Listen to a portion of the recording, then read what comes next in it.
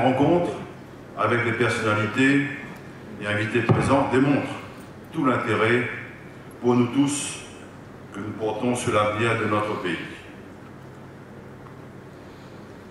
Notre mobilisation collective, qui, je dois vous l'avouer, dépasse nos espérances, n'est pas le fruit d'un quelconque hasard. Ce n'est pas non plus guidé par l'idée d'une causerie qui nous donnerait par la suite bonne conscience.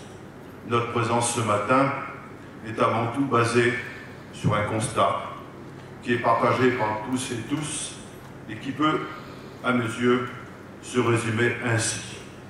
Notre planète brûle et laisser faire serait suicidaire.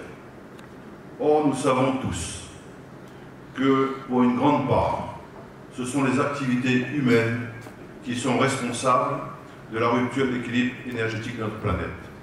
Rupture de l'équilibre énergétique dont découlent les changements climatiques, les phénomènes météorologiques extrêmes.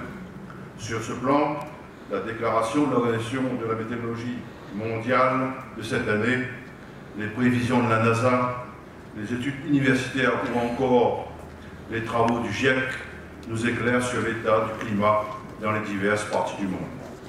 Tout dernièrement encore, un rapport daté du 28 avril et signé de diverses organisations internationales nous apprend que plus de 1 milliard de travailleurs sont touchés directement par les changements climatiques.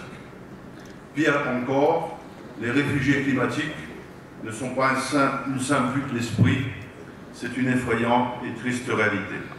Mesdames et messieurs, dans tous les cas, les conséquences liées au dérèglement du climat sont d'ores et déjà visibles et prévisibles sur l'aménagement du territoire, sur les récoltes, sur la santé et bien évidemment sur les sources d'énergie.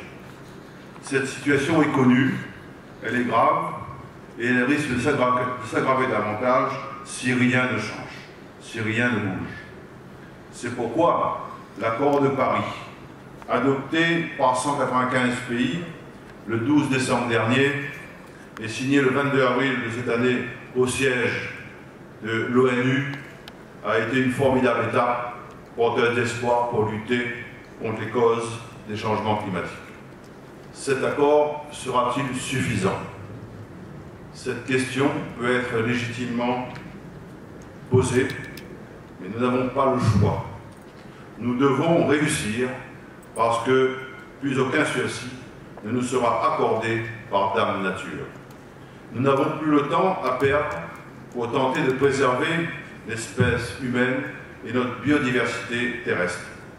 Il s'agit ici de protéger ce qui est fragile, de protéger notre environnement, de protéger la vie elle-même.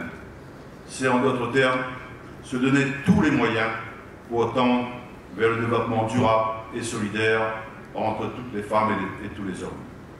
J'y vois là le vrai sens à donner à la notion d'égalité réelle, c'est-à-dire l'égalité entre tous les hommes avec, pour résultat positif, une nouvelle civilisation débarrassée de guerre, de famine, de violence, bref, des conflits qui, hélas, font encore, malheureusement, des millions de victimes chaque année. Je rêve peut-être, mais seule une ambition collective, planétaire sauvera l'humanité. C'est ma conviction, et en ce sens, l'accord de Paris est à saluer et à décliner concrètement avec détermination.